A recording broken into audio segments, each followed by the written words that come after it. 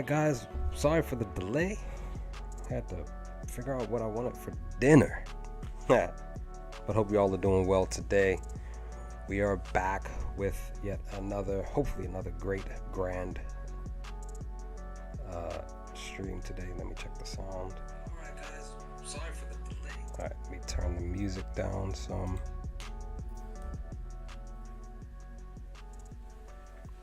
Hopefully that'll work. Hope everybody's doing well today. Oh my gosh, I don't want to.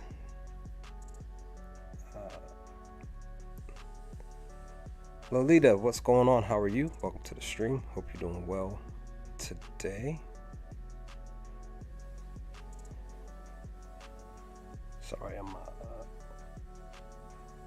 just posting this real quick, and we are gonna go get it going.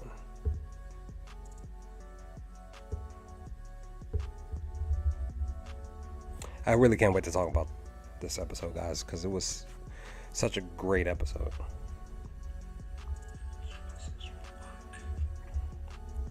Turn the music down just a smidge more. Maybe that'll do it. And then maybe I'm just like not. Maybe I'm just not.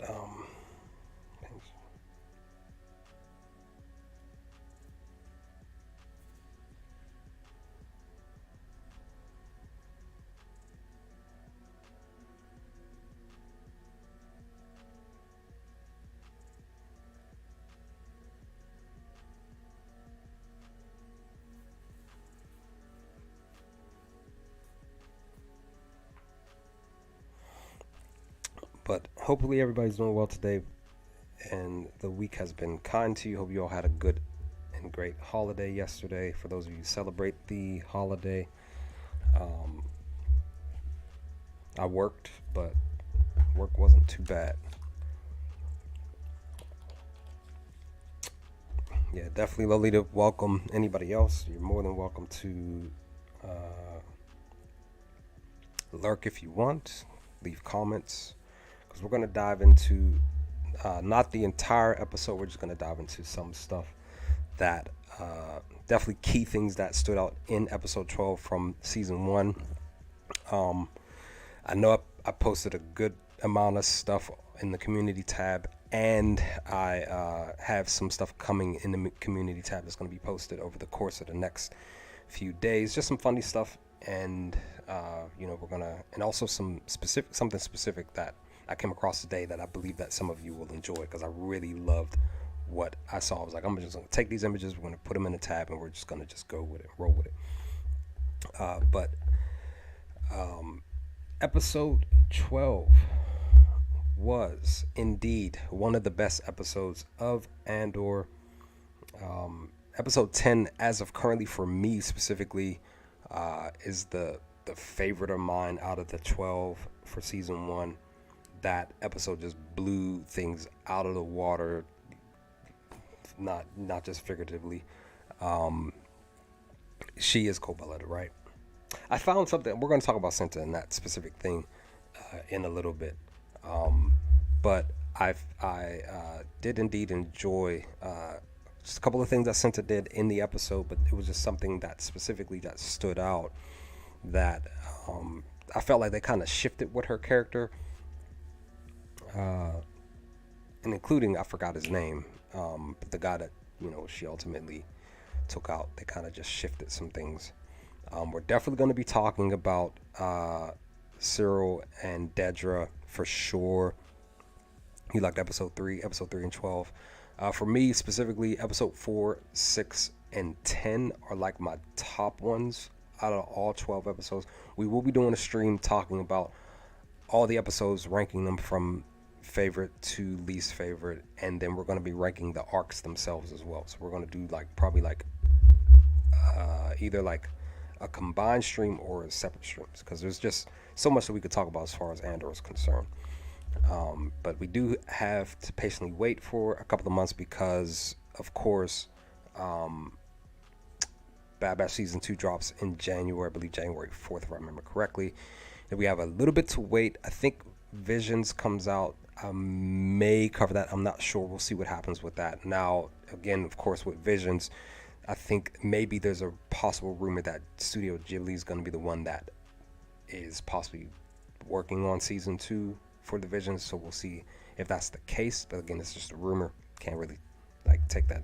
Got to take that for a grain of salt. And then, of course, I'm patiently waiting for the Ahsoka series. One, because of Ahsoka, of course, but then two, because my favorite non-Force user of all time, Grand Admiral Thrawn, which is he's a mainstay in his world. The characters that he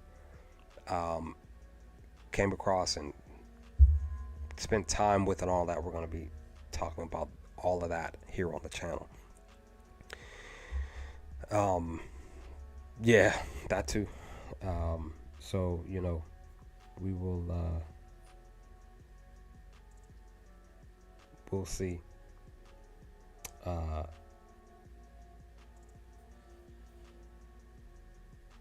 So yeah. But let's go, guys. Let's dive into it.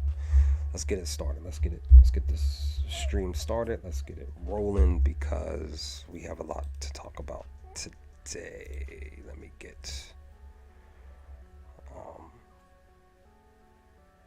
pictures. Like I said, I tried to get as much as I could, but eventually I just started picking just specific stuff.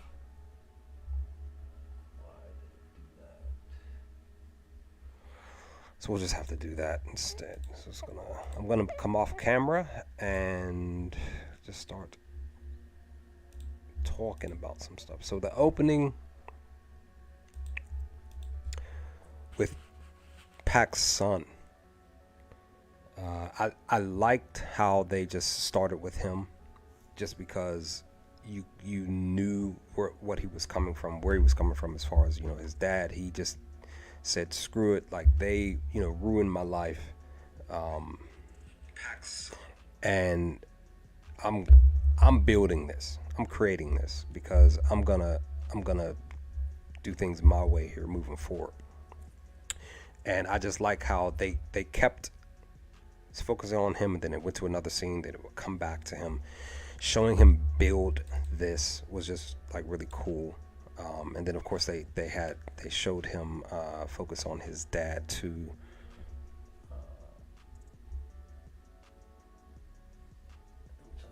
I thought I had an image for that, but that's okay.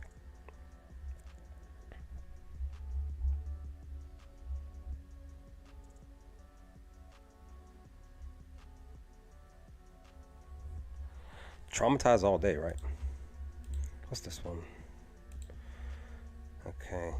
And speaking of which, too, I don't think I'm going to go in any specific order.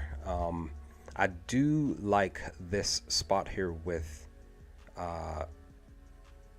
because it's two different dynamics as far as like Cassian's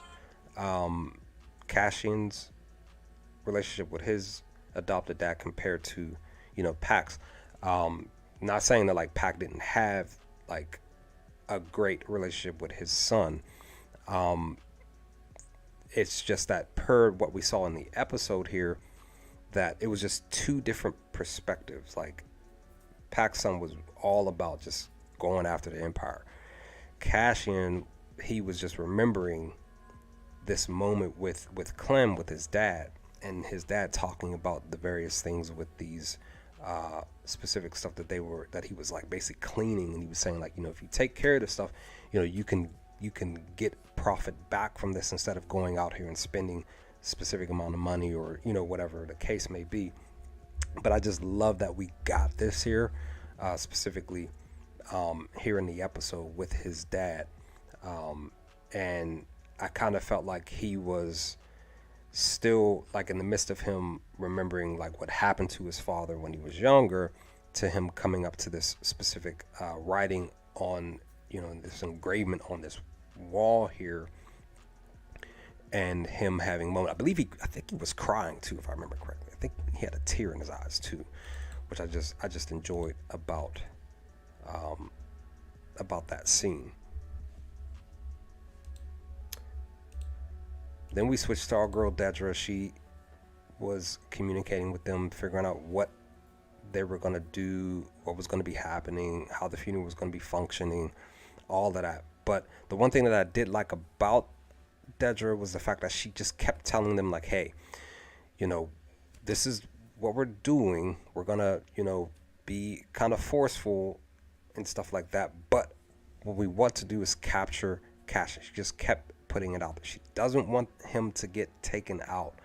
I believe one specific reason why she decided to do that is because things weren't going her way. Things were kind of like shifting uh, out of function. It was, stuff just wasn't going her way. She wasn't getting the results that she was expecting. Of course, we know that Partagas basically shifted some things as well that she didn't like as well. But I feel like with Dedra's character here in episode 12, that she was just saying, like, we need to capture Cassian. One of the reasons why is mainly because she wants to. I feel like Dedra wanted to feel good about herself, feel better about the situation, because the outcome so far just has not gone her way. And she had specific plans in place, protocol, stuff in place so that they can work, but yeah, they weren't working. So she needed this to work for her, and that's why she was requesting that stuff. And speaking of Partagas, I'm gonna go with that specific thing too.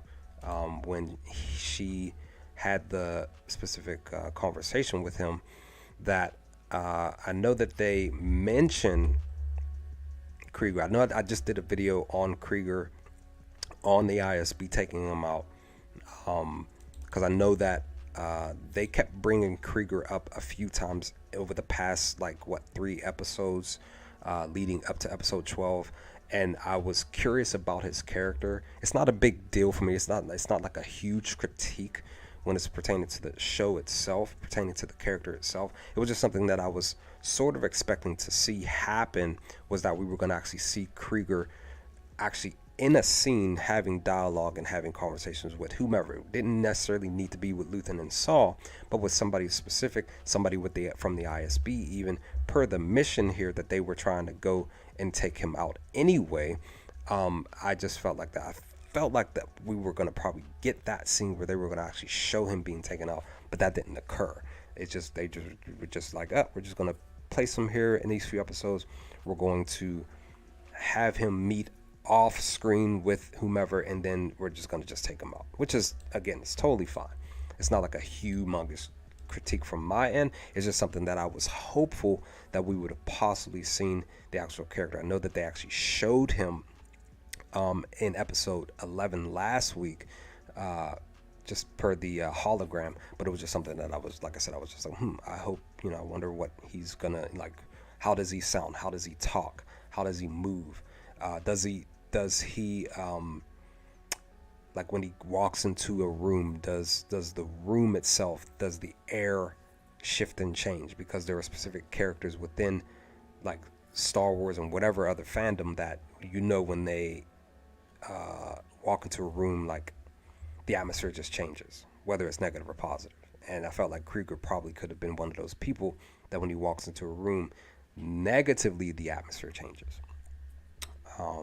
I definitely want to say that I liked how Lonnie kept his composure. I was questioning about that too, wondering if, because he's basically a spy for Luthen, I was curious about how he would operate and function, because he was coming back to work after having the conversation he had with Luthen back in episode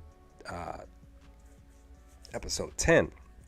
I was curious about that. Like, what was Lonnie's response going to be after leaving Luthen's presence and him sending him back to the ISB, back to the Empire? How would Lonnie be functioning, thinking, and all of that? We didn't get, like, any close-ups on him. What would he be sweating? Would his eyes be shifting? Any of this stuff. He still acted, naturally how he normally would during these scenes with him, Blevin, and Legret. And that's the other thing about Blevin too. Like I was surprised to see him back in the fold. I was thinking that he was going to be back a little bit earlier in the episodes, because the question has been with his character, like, is he going to come after Dedra because she took Morlana one off of him? But that didn't happen, which is totally fine.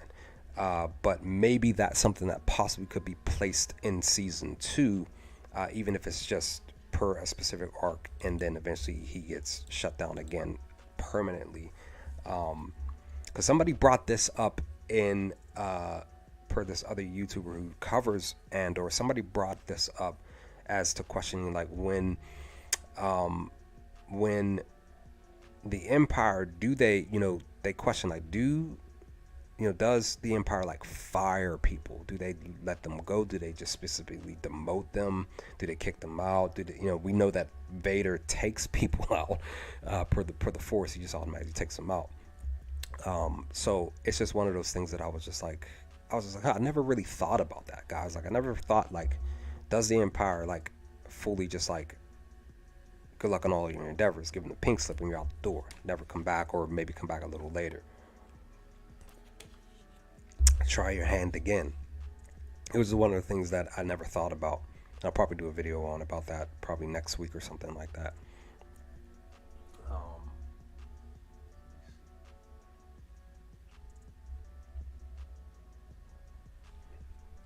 The one thing I definitely want to talk about is Mon Mothma here. Now, it's the conversation with Perrin. It's before he gets in the car, though. As we look at the two images up at the top, before we would talk about the conversation itself, because there's something specific that that I was thinking, but then hearing other people's thoughts, I was like, that is interesting because of how things flowed moving forward after this scene. Mothma, she changes her demeanor and all of that in this moment. Once we get to this scene, once she like, opens up her, basically like her jacket, because she took that sigh, that breath to breathe, and kind of just like release the tension from her shoulders, stress from her mind.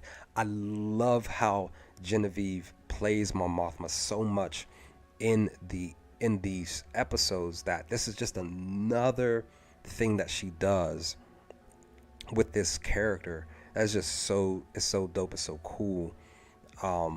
And to see her do this before Perrin gets into the car was just like, that's beautiful art to me, as when it's pertaining to acting. And I just love that Genevieve just does this with the character here before Perrin walks through the door.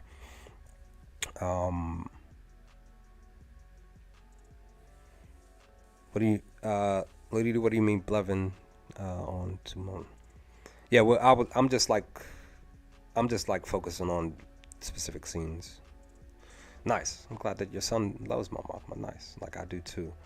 But once Perrin gets in the car, this is when they start having this specific conversation about Perrin gambling, which honestly, from the conversation itself, it pretty much sounds like that's what he was doing. And he's saying, of course, he was talking to her about how he kept to his promise. He yells at her about it, getting on her case, because she's getting on his case. And the thing about it, though, is that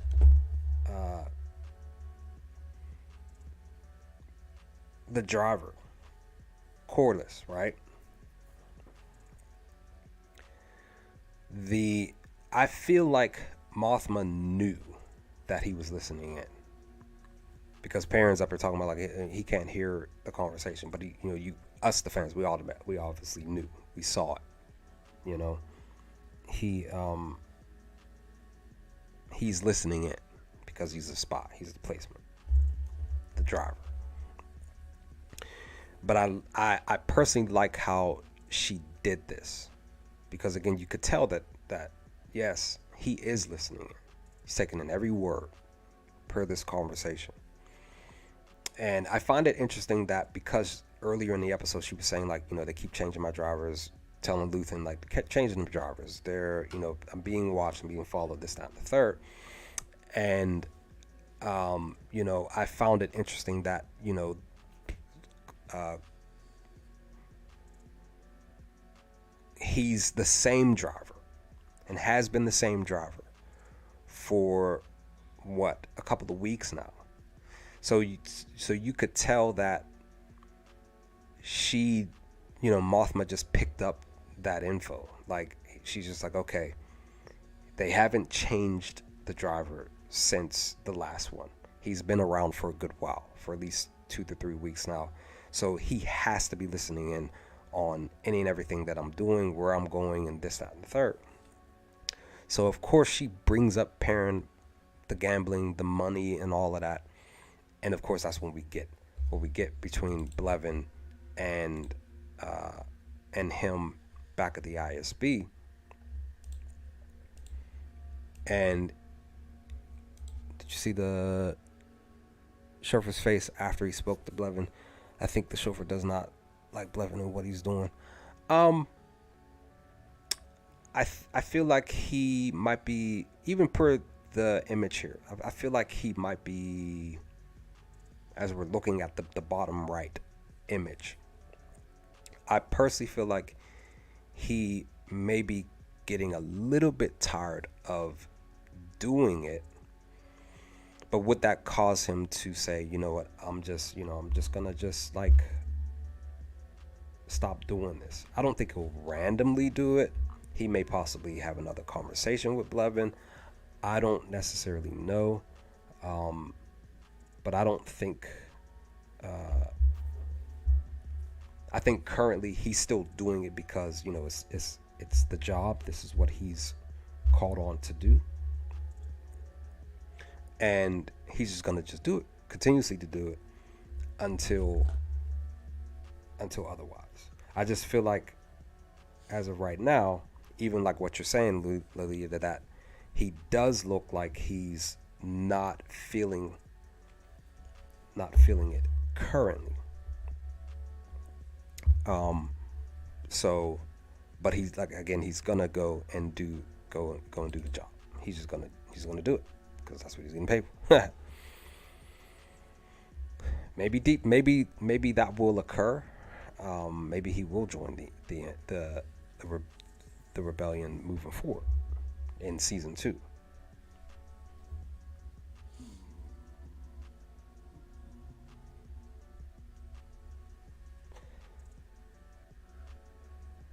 Now, speaking real quick about Luthen, I'm gonna be putting a video together on this specific moment. But I love that, of course, when he puts the hoodie over his head. This is actually from the trailer itself from a couple of months ago.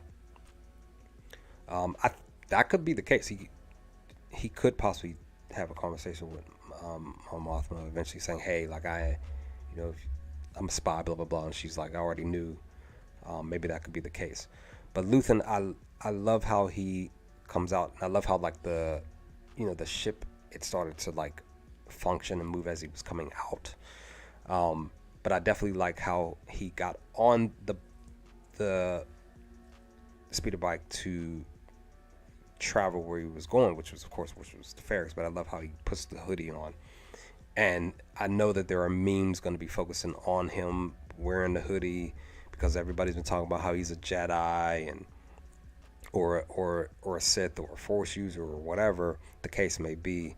I definitely have a video that I'm going to be working on as far as that for next week, probably Tuesday or Wednesday. I can't really remember. I just know specifically for sure that I'm going to be working on a video talking about Surreal and Dedra on Monday this weekend, because I don't like it.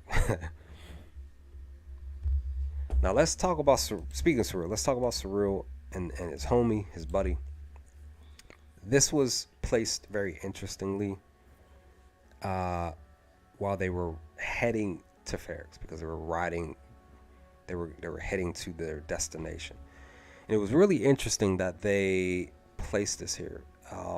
I'm personally still not fully understanding of what this scene portrays. Now, if somebody else could possibly give me their own perspective, their own take on this, that was definitely welcomed.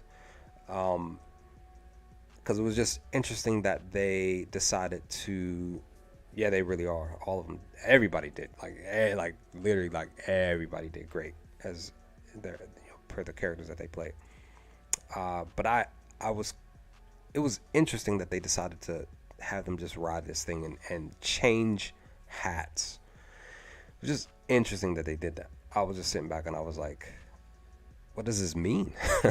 I still don't know what it really means, because it doesn't seem like it's placing anything as far as any significance as far as when they get into Ferrex.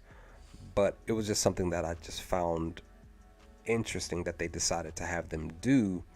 Or maybe they went to the whomever director or whatever, said, hey, since we're on here, we're gonna do this, and they were probably just like, cool, do it, and we'll just capture it. Because maybe they were probably thinking like, well, you're going to be going on this ride, and they're probably like, well, what are we going to be doing? They're probably just going for the ride. So maybe they were just like saying like, well, this is what we're going to do. We're going to add this. We're going to have them.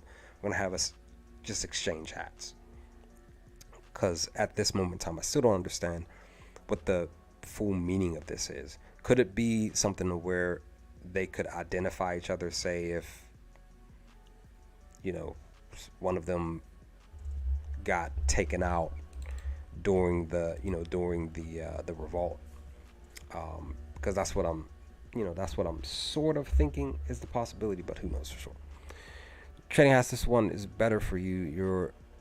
Yours is better for me, fashion wise. but I felt like Ferrex's buddy's hat was, because I can't remember his name off the top of my head at the moment. His buddy's hat matched his outfit a bit more. I mean, I don't know. Maybe he is that is true. He really is. He truly is. That is correct about him. Now, the one thing I do like about the ISB agent here, when he was like,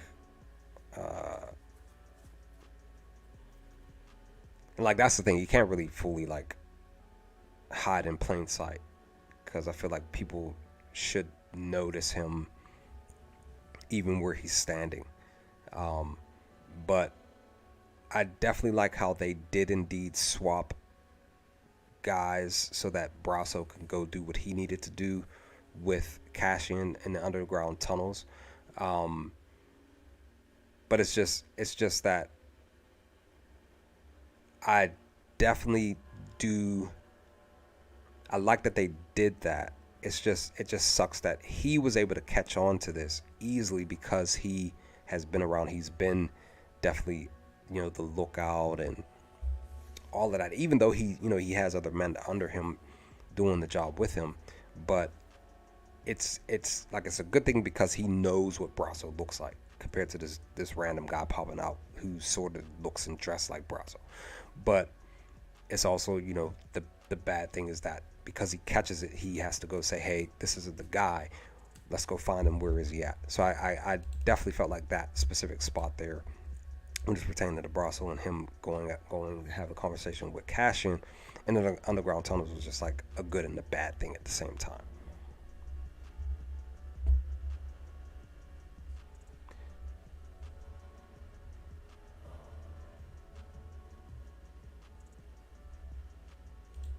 What is this? I can't see it because it's so dark. We're not going to talk about that just yet. I wanted to actually talk about the snitch.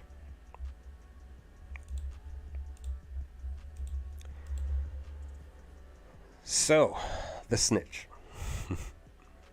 Because at first, when I was originally watching it, I was like, what is he doing? Why do they keep focusing on him? But he did have specific conversations with, I can't remember his name off the top of my head, but the guy who ends up passing away in the episode a little bit later.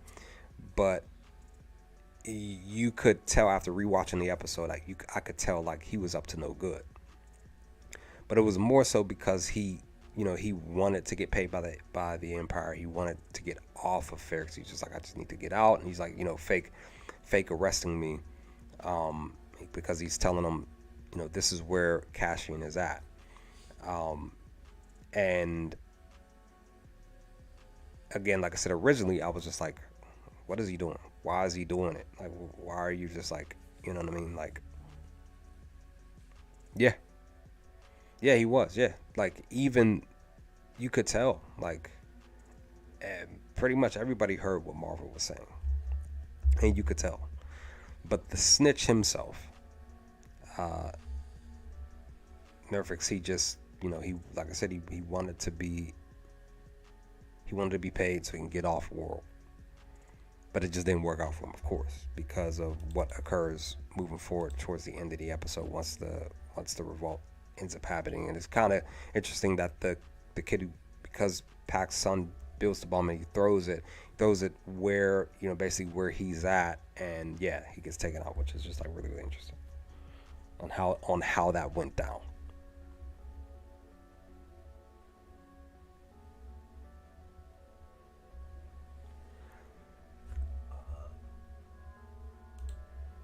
Now, I definitely want to mention my homie here.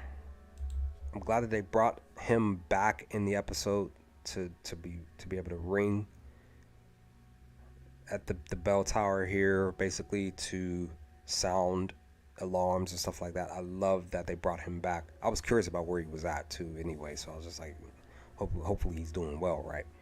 But I'm glad that he came back, and he actually had a specific role. I'm gonna be doing a video on him specifically, something more funny, on the funnier side. It's not going to be a long video, maybe like, I don't know, 30 seconds or something like that, but I definitely like that he came back to do his thing, because I wanted to do a video on him anyway a few weeks ago, because the process and what he does with when he's ringing the bell and letting people know, notifying it's time to get up. Probably lunchtime to ring again, and then it's ring again because it's time to go to bed. It's a art to how he does that, and I love how he literally just like moves and flows when he's up there in the tower. Exactly, a classic kick, right? Like, just being honest, it really is a classic kick. So yeah.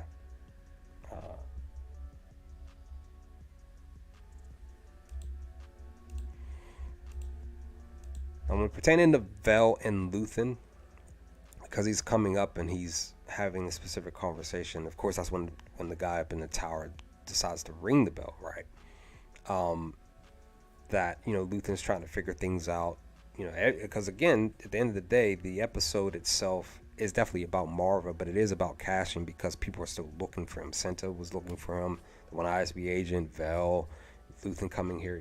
Yeah, these specific key people are after Cassian. And when Luthen, he puts the hoodie on, he's just like, look, go find Senta, let's go do this, that, and the third. Like, let's just get out of here, right? I just found it just interesting that he showed up. He literally just showed up, because he's been basically like not around that much. But I feel like for Luthen and his character, he was just like, I need to do, basically saying like, I need to do this on my own. I need to go out here. Yes, I have to keep people in place, but I need to go out here. I need to go do this myself and make sure that the job's getting done. So, which is understandable, it really is.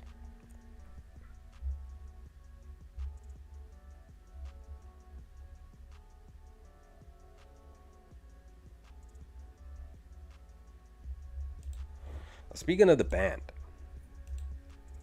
I like how we got the band warming up. I love that portion here. And it wasn't like they stayed on this. It was more so just to get us here to show what they look like, what they're wearing. I love that because, again, they were preparing them to get up and go, to start to prepare to go towards where they need to go to get to start the funeral. So I love how they focused on them. But then I really love how they were setting other people up. What they wore, like I said, the outfits were just like really, really just dope. Um, and I love how once like they got to a specific point and Brasso joined them, right?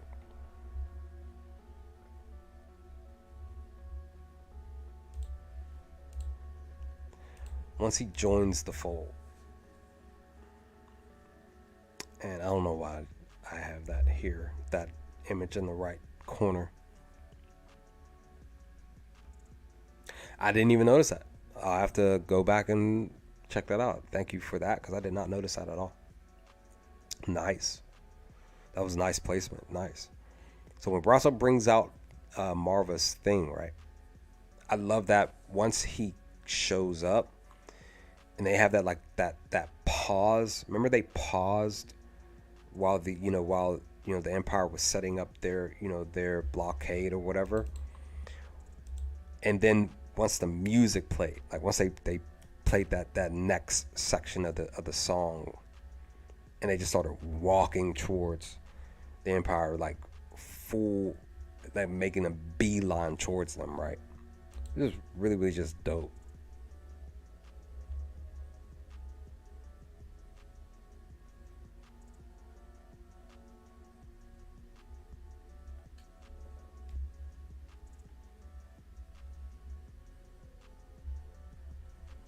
But then, of course, we get Marva's speech. Yeah, he did. Smashed him, smashed his head, everything. Uh, like, there's something to be said about Marva's speech. And there's really, like, there's no true words on how, you know, you can come up with specific wording to actually explain to somebody what this speech has as far as like the effect on us the viewer. It stands out as a speech that will stand the test of time, and it will indeed be one of those speeches that people will remember. Somebody had brought it up, I believe in one of my videos. I think it's specifically the one that I'm talking about, uh,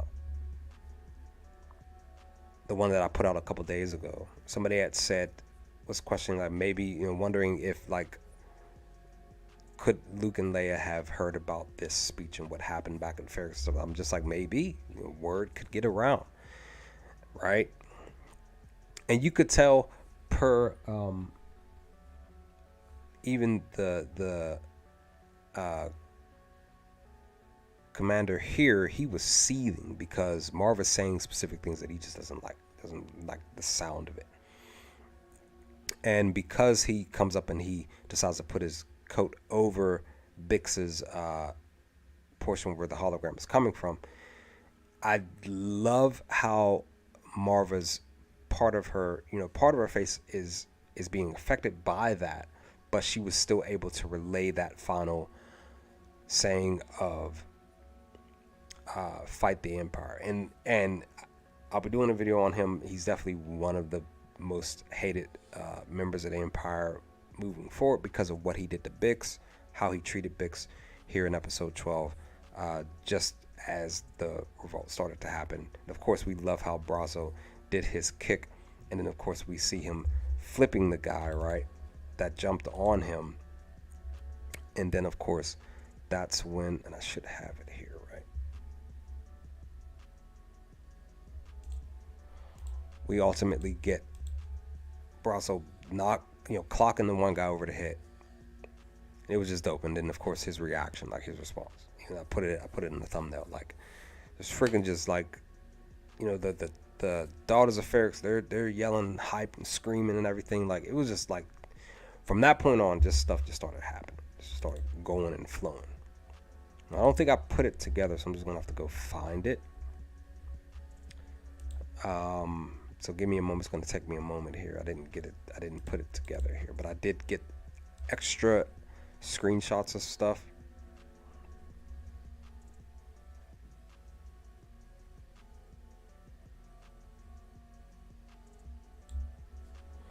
Also, too, I want to mention too, real quickly, when they were this spot here, when Ferrix was walking towards the Empire, like I had mentioned, when they shifted the music to that much more faster pace, they started walking with much more confidence rather than how they were walking slowly. I love how the camera had panned and was looking at a specific direction, and it looked up towards them and then went out towards them to have them come closer. I loved how they did that, how they placed that here, just before they started to go with Marva's speech and stuff to the crowd. I definitely didn't want to forget that.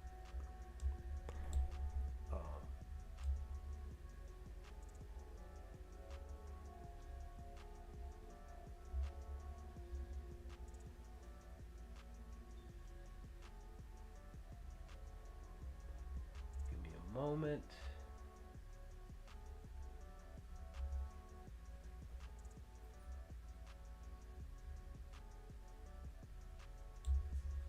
So definitely, I'll be doing a video on the various people that have passed away in the show.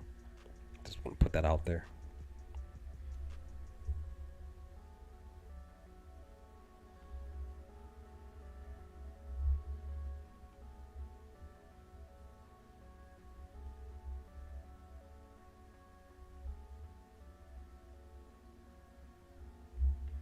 See, I can't seem to find it. Give me a moment.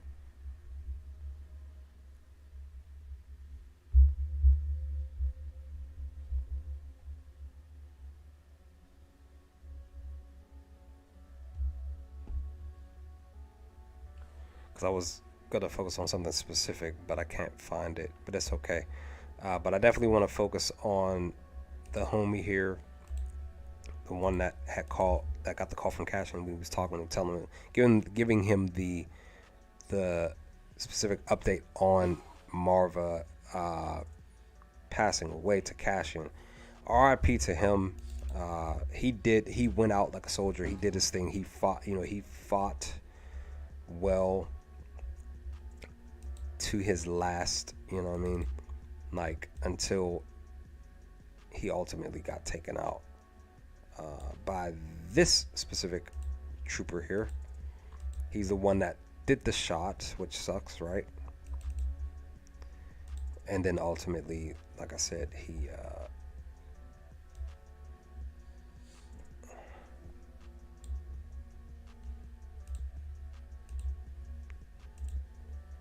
ultimately gets taken out.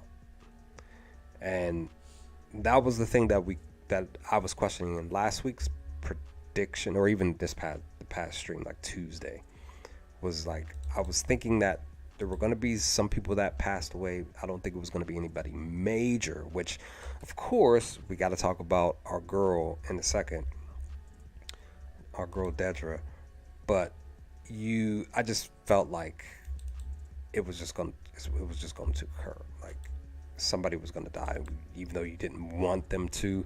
Somebody was going to pass away because of the stuff that was going on. But during that's when we get Dedra getting into the mix. I definitely want to say per Dedra, let me see, the radio dude, yeah, it made me sad. The stormtrooper, yeah, hitting him right. A lot of these stormtroopers, a lot of them like very accurate compared to the ones that were coming down the line, right? But I felt like there was a definite parallel between her and Cyril, and this is why, because I feel like they let us know this once I get ready to talk about the next section.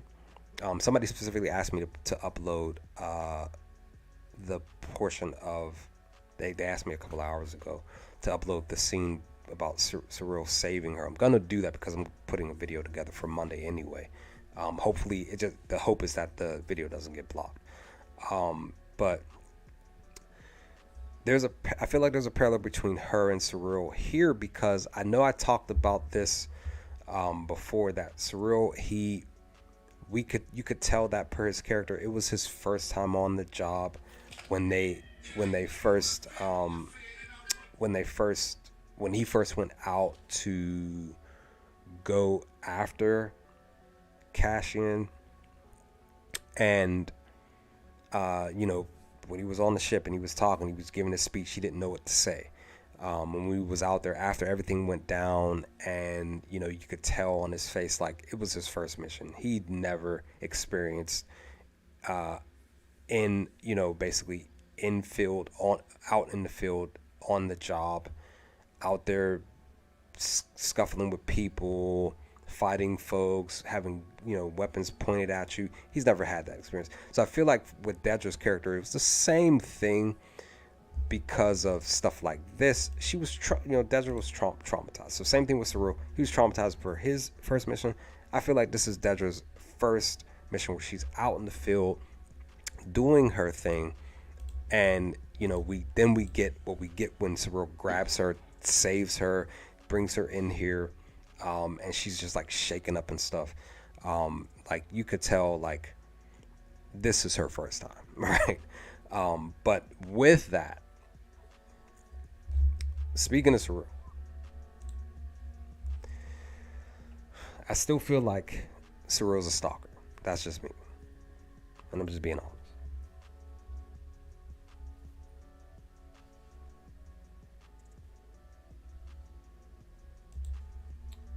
Because one, because yes, we get, you know, Luthen here, he's watching and stuff like that. One, he's not over being around her. You could tell he's like, as soon as he saw her, like he, again, his focal point was Cassian, but once she came into his eyesight, his eye line, the line of his sight, that he literally, just like his demeanor, everything, he was getting ready to go out there in the midst of Marva's conversation with, you know, speech and all of that. He, you know, his homie had to stop him in his tracks. He's just getting, he's obsessed with Dedra. And I just feel like I personally feel like they're forcing this to be a relationship. That's what I feel like it's personally becoming. When, again, back in episode 9, I still have it. I'm gonna go grab it. I'm gonna go put it up here. Let's see. And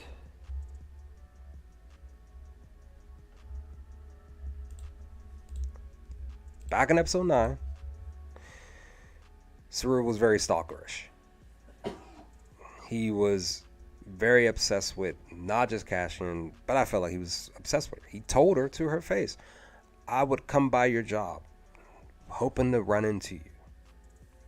Because I'm just, you know, I feel like we have a specific vibe, bond, or whatever the case.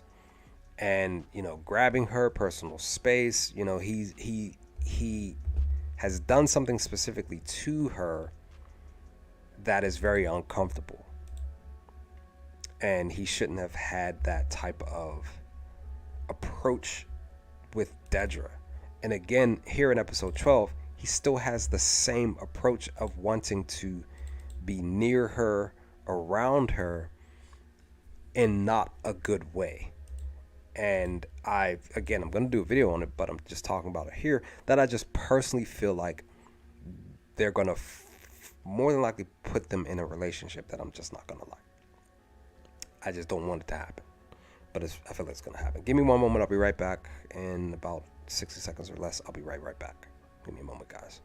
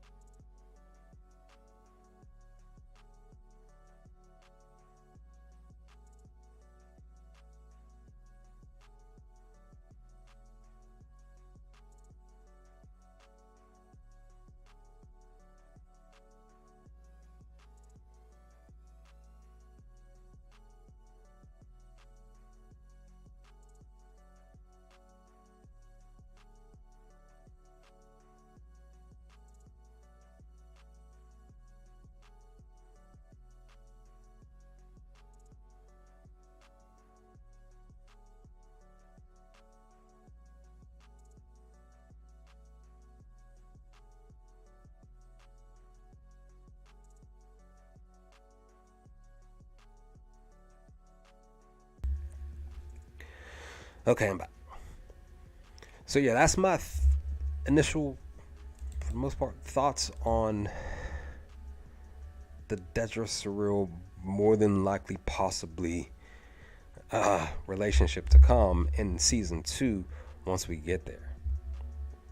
But again, I don't like it. I don't want it because Surreal was a stalker, guys. He, just being honest, he was a stalker, and that's not cool, dude. That's not cool.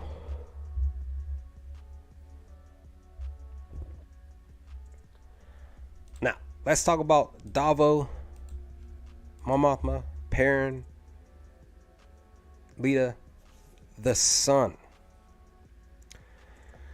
Yeah, the way that I love how they had them come, had them walk in here to meet Davo and his wife and his son. I love their outfits. Looks really just like dope and beautiful, right? But I definitely do feel like it was an interesting scene because it was the way that Dava looked at his son compared to the way that Mothma looked at her daughter when, of course, she looks in her direction. But it was just two different things. It was just like the way that they looked at their kid here in this scene, in this moment, basically towards the end of the episode. Well, as the episode was getting ready to close before we got the post credit scene, I just found it very interesting on how they looked at their child here in the scene before it ended, and then we waited. We pretty much didn't know there was post credit scene, but it did indeed happen.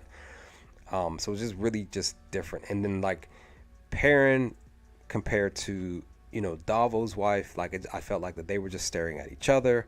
So it was just really just interesting how here in this moment, here in this scene, the feel in the room, the atmosphere in the room was different.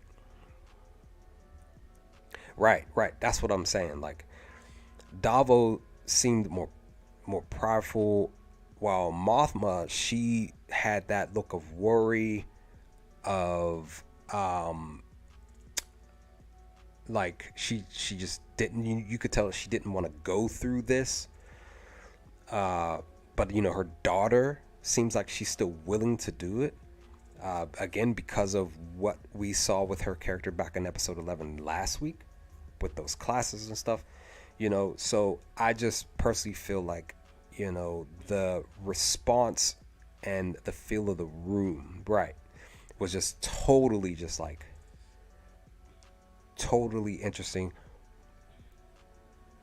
And I'm really curious about what's going to happen come season 2 in a couple of years, which more than likely is going to be in a couple of years, in 2024, when we see how the conversations went, what's going to happen. So we'll see, guys. We will see.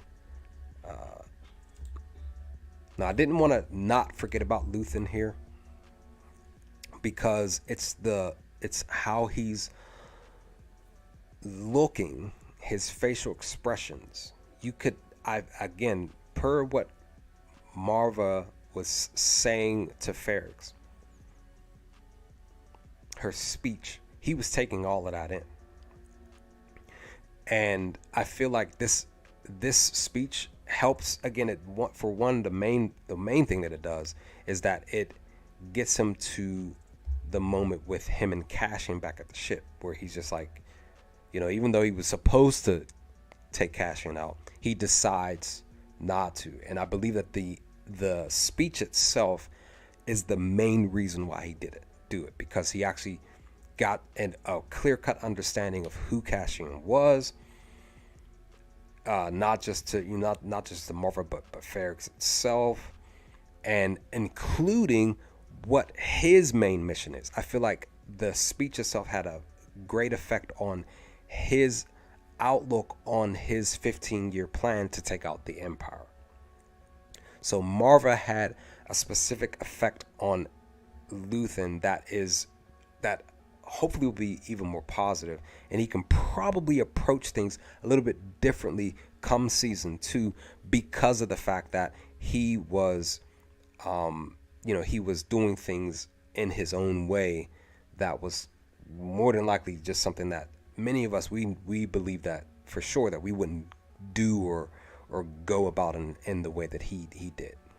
Lolita, you said Luthen was moved. Yeah, it you could just see it on his face. You're right. Luthen was moved. He was affected in a positive way.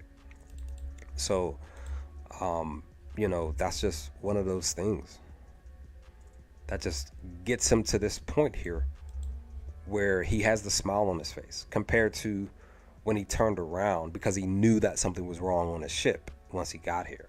And he has, the conversation with Cassian, and Cassian just tells him, like, you can either take me out or let me join you. Because even Cassian knew, like, all right, I got nothing else to lose.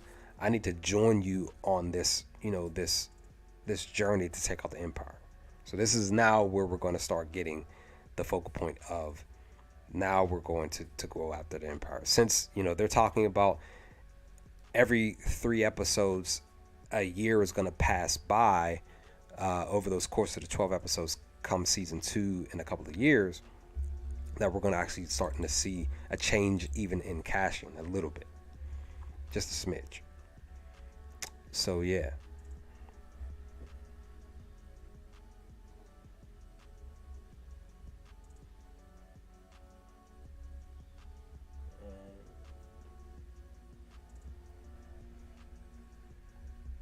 Maybe. I mean, they probably will. I mean, even their relationship, it's rocky. Just being honest, per this episode, it became real rocky once they got back around each other. And that's the thing. Their relationship changed because we really didn't know that they were together until like mid mid season, around the time that the heist happened. So that now that we know that, and then they have the specific conversation they had back in that room, like it's just interesting that their mindset towards an outlook on how they look at things changed within within roughly a couple of days or a week or something like that. It's just interesting that how that did that. Yeah, like roughly about episode 5 or so. Yeah. Now let's talk about the post-credit scene,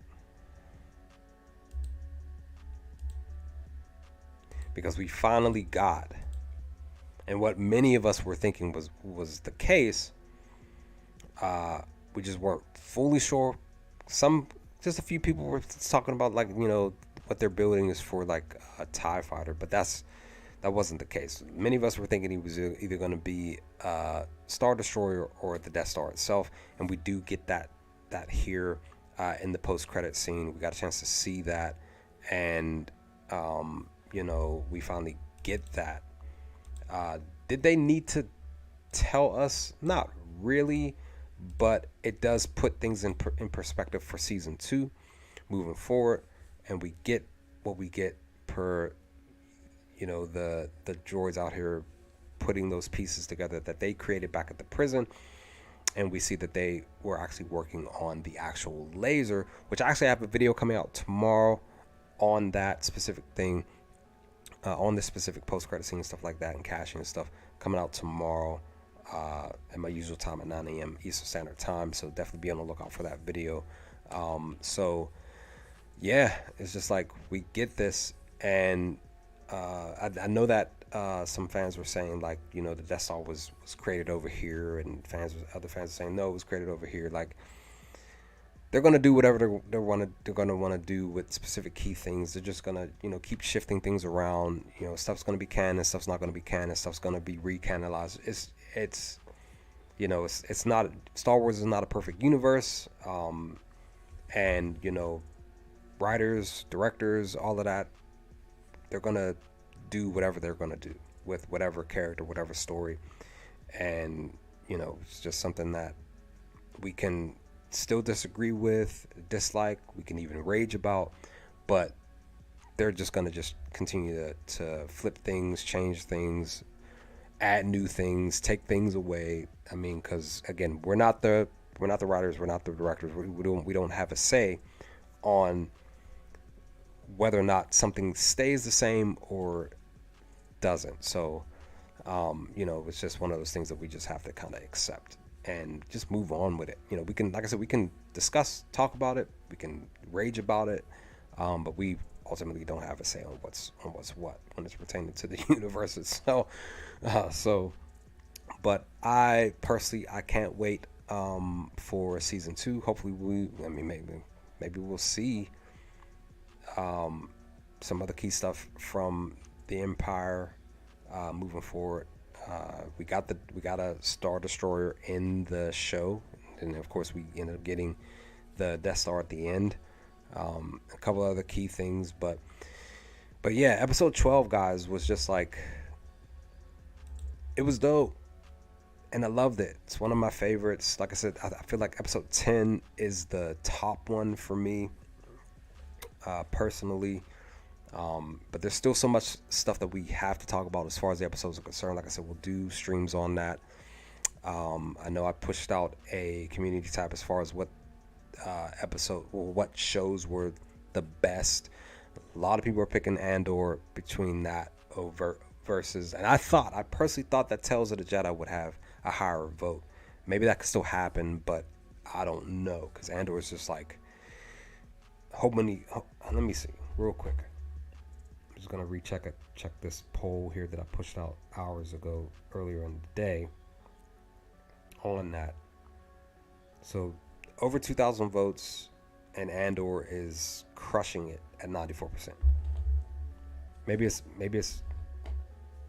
different. Let me see. I'm gonna do something else because I have another channel, so I swap between my channels every day. So let's see. Let me see. Yeah, it's still the same. Andor is crushing it, 94%. While Kenobi is at 3%, and Tales of the Jedi is at 2%. When Tales of the Jedi and Kenobi were sitting at 3% before, hours ago, and Book of Boba Fett has 1%. Some people were leaving some comments about it. Many fans were saying, Andor is just better, and a couple of fans were saying, Kenobi was better, or Tales of the Jedi were better. Like I said, I just felt like Tales of the Jedi was gonna have a little bit of a higher vote, but that didn't happen. So yeah, hold on real quick.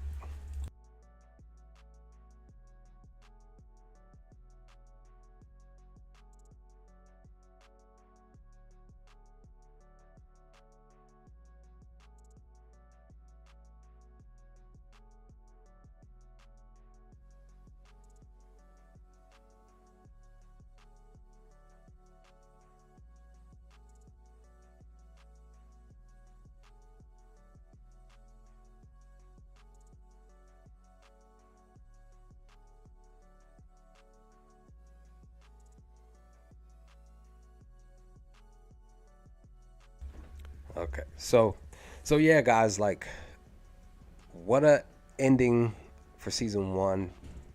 Now we got to talk about some predictions, which I'll probably do another stream on. Maybe this weekend we'll do a prediction stream. I don't know, but maybe then again, maybe next weekend. Or next week. I'm gonna be looking to probably try to do more streams moving forward, as long as I have time and people are available. But I'm probably gonna push out a poll for that, just to see what's the best time for everybody, for as many people as possible, just to see where everybody stands. I know for my other channel, when I was doing streams over there, the weekends worked for everybody, so it might still be the case for that with this specific channel here. So we love this episode a lot, the show a lot, and there's still fans out there that didn't like it, even though they watched more than 4 or 5 episodes, which is always my thing. I always tell people, I always suggest, hey, Just watch 4 or 5 episodes of the show. If it doesn't catch you by then, because you let the plot grow, characters try to show you specific things about themselves. If it didn't catch you, it just didn't catch you. But this show, it just captured me from episode 1, and I loved it a lot. But I'm about to be out. Got my dinner here, just arrived like roughly almost 10 minutes ago. It's probably getting a little cold, but I'm gonna go eat. Lolita, thanks for stopping by. Hope you enjoy the rest of your Friday. Anybody that may catch the entire stream or whatever, leave some comments in the comments of the original video of the stream itself in the comment section below. Let me know your thoughts on episode 12 over your initial reaction, responses, and stuff. Let's talk about some things. Like I said, I have a video coming out tomorrow, specifically talking about caching and the post-credit scene itself. That's roughly about two some odd minutes long. We'll see what happens. But then I'm going to be working on a surreal Dedra video for Monday, so be on the lookout for that as well. And we will just go from there. And we are just patiently waiting for Bad Batch Season 2 to drop in January. So with that, guys, I'm out. Enjoy the rest of your evening, noon, and night. Stay safe, stay humble, and remember, the Force will be with you always. Peace, guys.